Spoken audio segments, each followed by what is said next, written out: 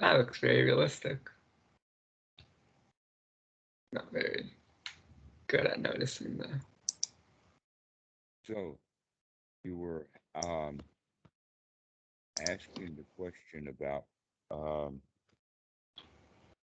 getting on the right path, or the Eightfold Noble Path is actually quite a simple thing to understand in concept, Mm-hmm.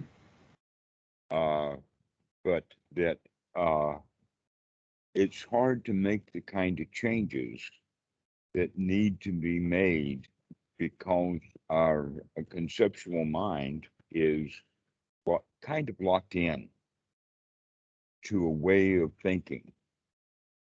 Mm-hmm. Uh, it's almost like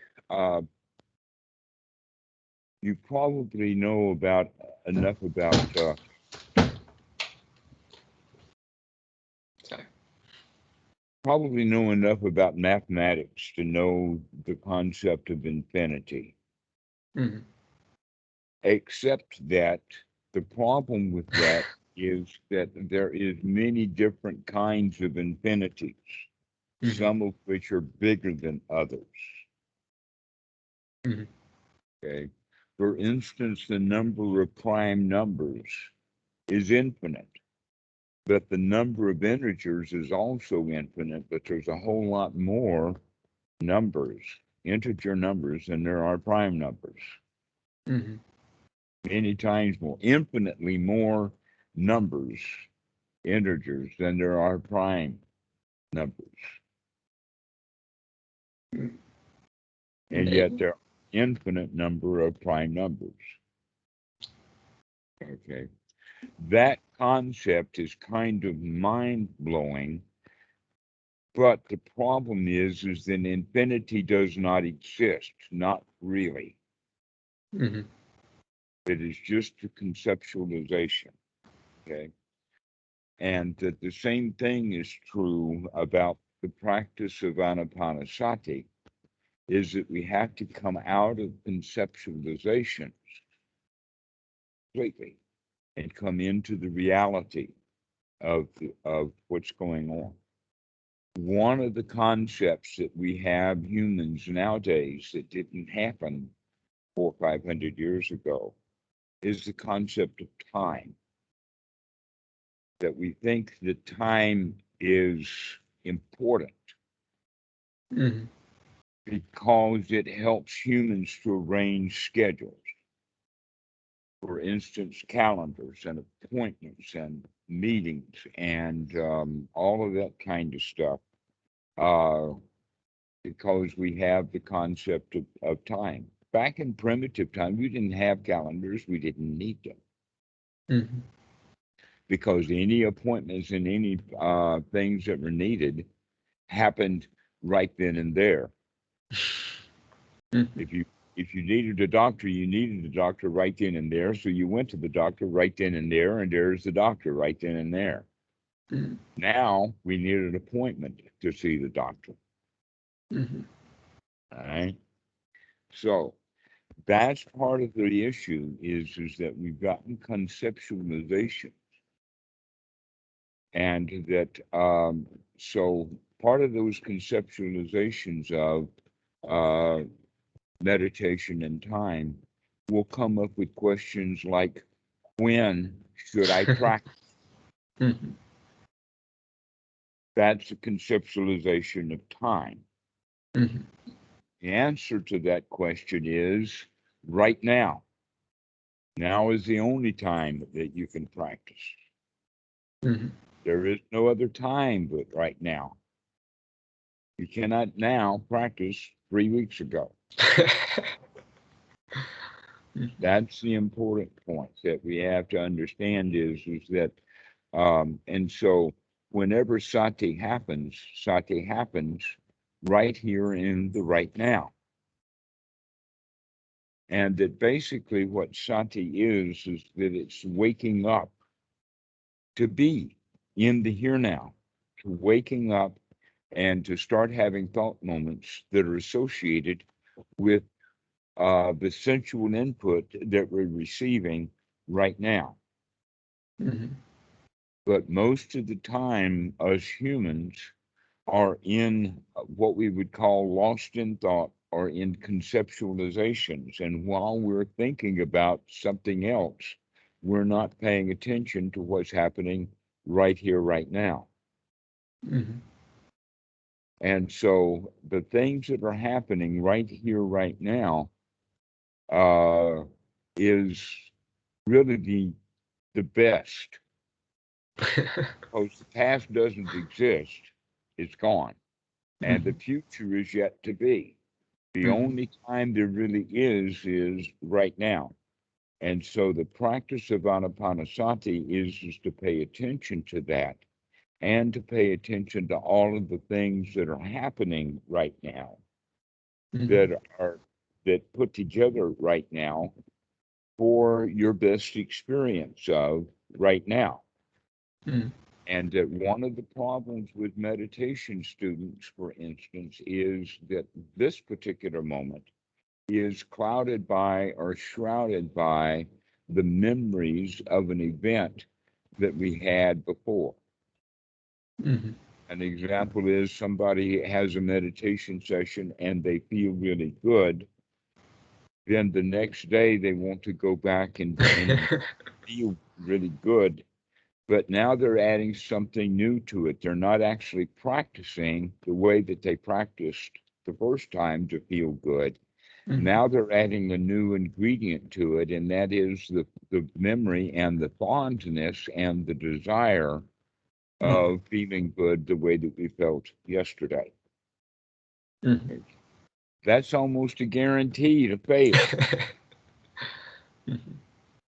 And yet, this is the normal conceptualizations of the mind. The mind has a good experience. We remember that experience, and so we're trying to repeat that experience Mm-hmm. wholesale rather than looking at the various ingredients Mm-hmm. that we need to come about placing the mind in a very good state. Mm-hmm. That this is exactly what the Buddha had worked out 2,500 years ago, and it's still true. Mm-hmm. Wanting something that we don't have is not it, Mm-hmm. okay? Experiencing something right here, right now is it. But then trying to experience this thing right here, right now, sometime in the future is. Mm-hmm. So, getting back to the point then that there are actually 5 out of the 8 points of the Eightfold Noble Path um, are, let us say, we have to look at it in a completely different way. That the right way to look at it is that 4 lead into 1, and then that 1 is the cause of the next 3. Mm-hmm. Okay. Right view, right sati, right effort, and right attitude come together to make the mind Glad. unified and noble. Mm-hmm. And when the mind is unified and noble, that means that now we don't want anything, that we're unified, that we're whole, we're complete. Everything that we needed is already been gathered together. For that reason, our sila is perfect because we don't want anything. Arsila? Sila, our morality, our behavior. Mm-hmm. Our behavior is okay because we don't need anything to make us okay. We're already okay. Mm-hmm. So this is the actual practice that we're looking at, is how to become okay in this particular moment. Mm-hmm. Now, in this regard of okay, I'm talking about it in the sense of everything is whole, everything is complete, all the factors that are needed are already there. Mm-hmm. So when things are that way, that means that everything is complete and whole. This is the Pali term of samadhi, is bringing together the factors, which is not at all the same thing as concentration. Mm-hmm. And yet in Western Buddhism, the word concentration has become substituted for the concept or the understanding of samadhi. Mhm. But basically, what we mean by samadhi is bringing the factors together. And we can look at that from several ways. One is looking at the Eightfold Noble Path itself. When we bring sati, when we bring right view, when we bring right effort and right attitude together, then things are whole. Mhm. Also, as we're practicing Anapanasati, bringing the breath in, getting the body relaxed, bringing about a sense of well-being that is free from, let us say, insecurities, so that we feel safe and secure and content and satisfied, then that feeling is called Sukha. And then piti is added with that in the sense of the wow factor, or I can do it, or the positive um, I'm on top of the attitude. world. Mhm. Right. So with right effort and right sati and right view, uh, those four things come together to make the mind organized. And Mhm. Bhikkhu Buddhadasa calls it the mind is fit for work. Mhm. So what is if now the mind is organized and fit for work, what is the work that needs to be? The Mhm. answer is that is easy enough in the beginning, and that is to keep the mind in that state. Mhm. And the way that we can keep the mind in that state is by noting and paying attention to one wholesome thing after another. That once the mind is wholesome in thought, so that our thoughts are one wholesome thought after another wholesome thought after another wholesome thought, that begins to change our attitude so that everything that we notice and everything we see becomes wholesome Mhm. through that attitude. So that we begin to look at the thoughts themselves and see, yes, the mind is applying to the wholesome and sustaining the wholesome. Yes, there is this sukha. Yes, I can feel it. And Mhm. so it basically then will go through the various, uh, uh, let us say, factors of sukha and the Mhm. various factors of the first jhana, continuously ticking them off. Yeah, it's still here. Yeah, we got that. Yeah, this is it. Yeah, this feels good. And so we're ticking them off one after another to make sure that they're there.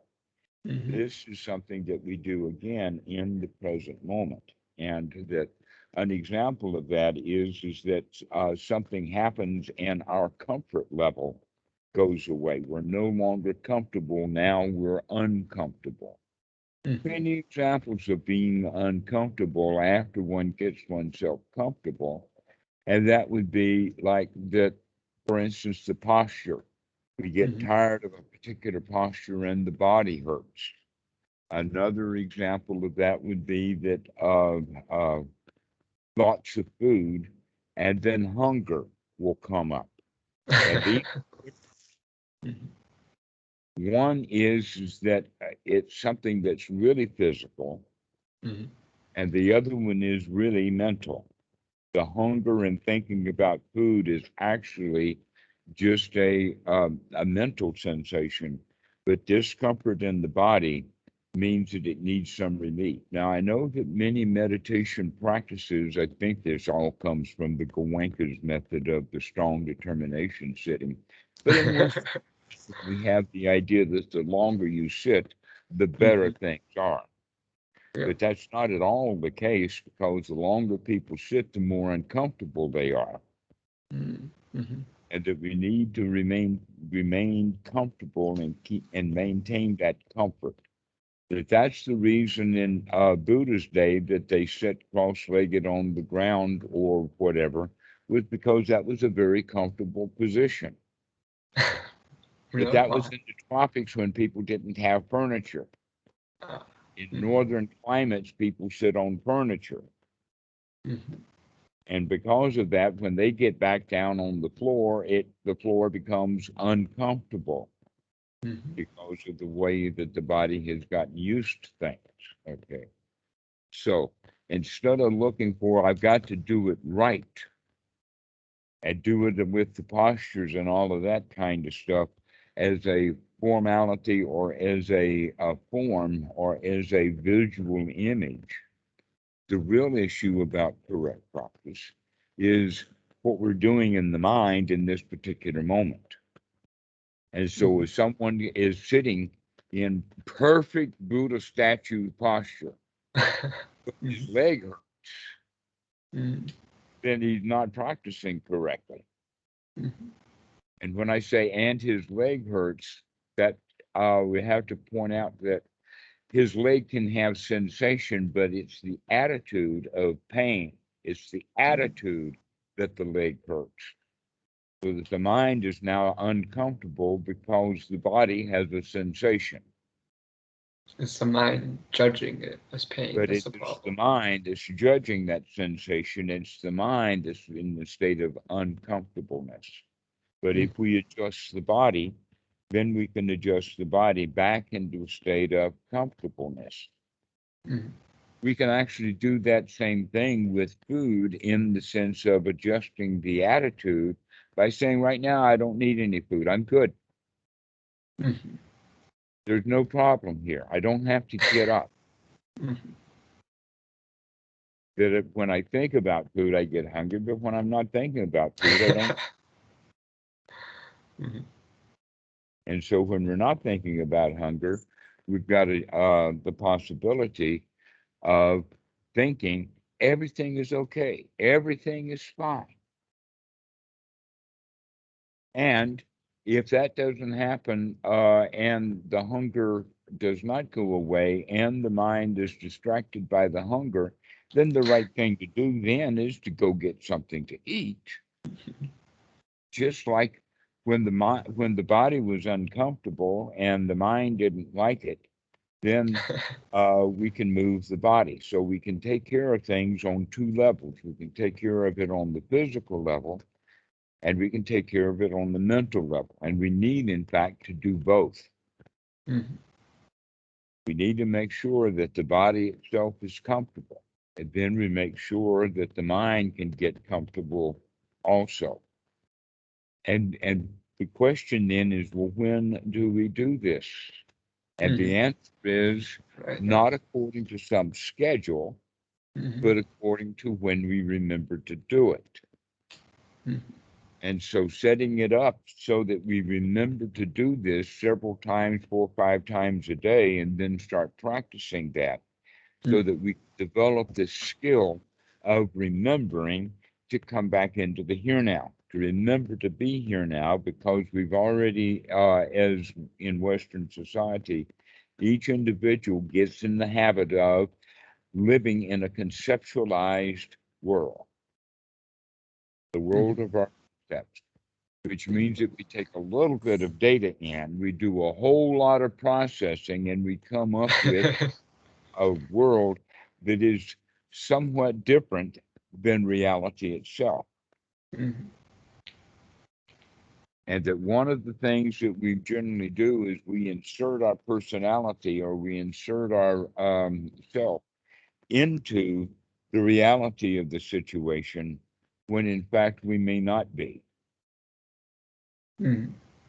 All right. So if we see things clearly as they are on the outside, that's one thing. But when we see clearly from, but we're looking at it as if it's part of me, then we have a different attitude. An example of that would be politics.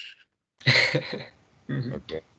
That if you just see what's happening out there in that politics, then we can see clearly. But if we think of it in the sense of that's my party, this is my party, then we're not going to see things clearly. We're going to see things through the lens of ownership and control and dangers and all kinds of emotional stuff that we'll put in there, rather than, okay, so if we're doing that with concepts like politics, then it's better to not have concepts like politics in the mind and start living the way things really are. Mhm. And in this particular moment, the way things really are, there is no such thing as a Republican Party. It doesn't exist. It only exists in the minds of people. And when you're not, when it doesn't, when it's out of the mind, it's out of reality. It doesn't exist. And when we are thinking about it, it does come back in and reconstruct that reality in the mind. And now we've got a Republican Party right here in the mind, but outside in the reality of this space, like the room you're in, there's no Republican Party there. So we've invented it, and then we feel bad. Okay. If we can look at it like that about politics, anything that's outside the room that you're in is outside of your world of reality. Which means that if we're going to live in the real world, we have to start living in the world of the senses. And the way that we start living in the world of the senses is to remember to live in the world of the senses. This Sati is the number one issue. That's the one that has to be developed first, but its foundation is right view. And then when we wake up, we use that right view to do the investigation. So we kind of start off with a right view or right attitude in the beginning. You would have never called me if you didn't have right attitude or the right view. And the right view is something can be done. Okay.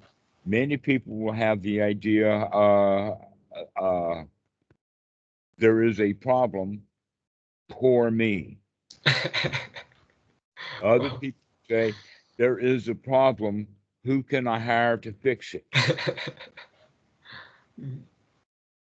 But the right attitude is, why do I see a problem? Let's look at the reality of the situation to find out, is there actually really a problem? Okay. Generally, there's not. Generally, all of the problems that we have are just conceptualizations. Most of humans' activity is to do and then to undo and then to redo and undo it and then to redo it and then to undo it and then to redo it. That's the way that we generally live our lives, is fixing things that break another. So we fix that the first thing, and so we tick-tock back and forth. And we would have been just as well off and probably much happier if we hadn't have been tinkering with it in the first place, trying to fix something that wasn't broken. So getting out of the conceptualizations of the mind and getting into the reality of the situation allows one, with that wholesome state of mind, to put oneself into a wholesome state or frame of attitude. And the attitude then is the attitude of everything's all right, everything is fine, no problem. But we have to practice this, because you have, in fact, for the past 20 or so years, been practicing. There are problems. There are problems that have to be solved. Okay, when in fact there's really the problems are conceptualizations. We make up the Or problem. let us talk about it in the sense of language. That basically we go around telling ourselves things to do. We give ourselves marching orders. The one who's doing the telling is generally referred to as the parent ego state. Buddha would call it the Silabhata Paramasa, or our attachment to and our propensity to have rules, ways of doing things, ceremonies. Would it be Freud's superego? Pardon? Would it be the superego in Freudian terms? That's the superego, precisely. And that's the source of the criteria that we have for judgments. Mhm.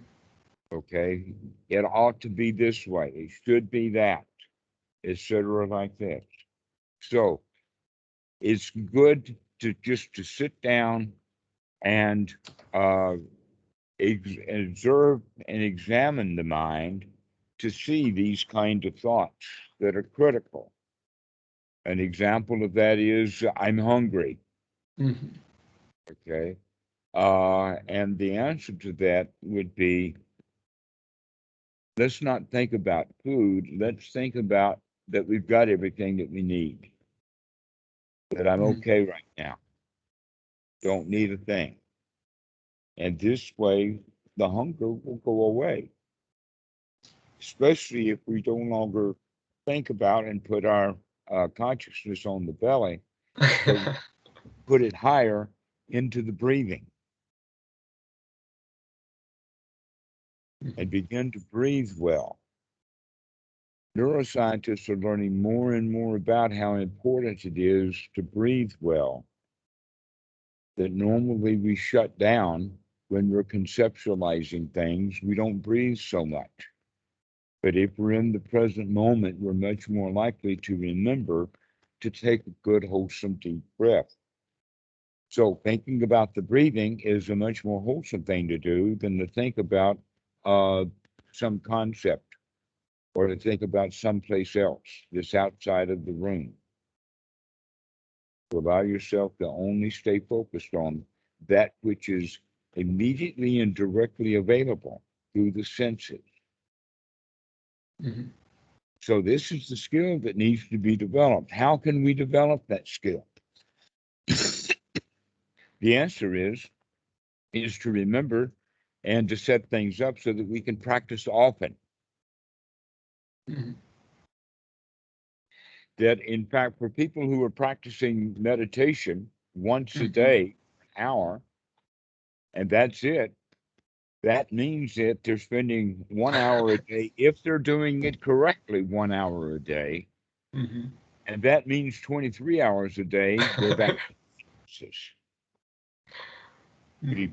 We've developed hindrances, we stay in hindrances, and we live in hindrances. And then we start practicing out of meditation for an hour a day, and then Mhm. leave 23 hours of hindrance. Guess which one in? We're not going to be able to change those hindrances. But if we start practicing in such a way so that we're practicing often to check out these hindrances and to throw them out, now we're developing a new habit. Rather than just letting the hindrances roll on, we're checking them, we're stopping them, we're bringing the mind back to this present moment more and more and more often throughout the day. Mhm. So that means that more and more often throughout the day, we have no dukkha. Mhm. And then we're only having dukkha when we're back into hindrances. When we recognize that, then we can say, okay, that means that I do have motivations now to develop the skill of being in the present moment. We can see the benefit. Mhm. That is actually now the gaining of the attitude. One's right attitude is because we can see the benefit because we've got some success. Mhm. That means now that the effort, it becomes less effortful and Mhm. we get better results with less effort. Mhm. So it becomes really easy to do once we get into the habit of remembering to come out of conceptual ideas into the present moment. And we do that by the practice of Anapanasati, of remembering to take, let us say, wholesome breath, and also to put wholesome thoughts into the mind. So the breathing and the mind together will help relax the body and the feeling so that we begin to feel the way that we would like to feel. We feel Mhm. safe, we feel secure, we feel Mhm. comfortable, we feel satisfied. That's actually the working definition of the word Sukha: safety, security, comfort, satisfaction. And on top of that, we begin to add success. That pity? Success. That's the pity, the success. We could also call it the wow factor. Wow. But we have to remember to do this. So the time to do it is when you first wake up in the morning. The time to do it is after you go to bed at night, before you go to sleep, is to practice. Everything is all right. Everything is fine. There's no problems, no worries in the world. Isn't this nice? Isn't it really good? And then another time, several times during the day. And you can get it if you've got a daily routine or a daily schedule, like you go out for work or whatever like that, then you can begin to arrange the other times of meditation around that to make those anchors. For a good example of that is someone who rides the subway to work. That subway ride should be his practice time. Every day he gets on that subway and rides for 10 minutes or 20 minutes. That's the time to practice getting himself into a really good state before he walks into work. And ruins that state. Or if he takes the subway home for 10 or 20 minutes, he gets himself into a really good state before he gets home. Okay. And so this is the way that we look at it, is that we find times during the day which are good anchor times or whatnot. An example of that would be a coffee break. That a 10-minute break, or maybe a smoker's break. That in fact, people who smoke cigarettes do Anapanasati with their cigarettes.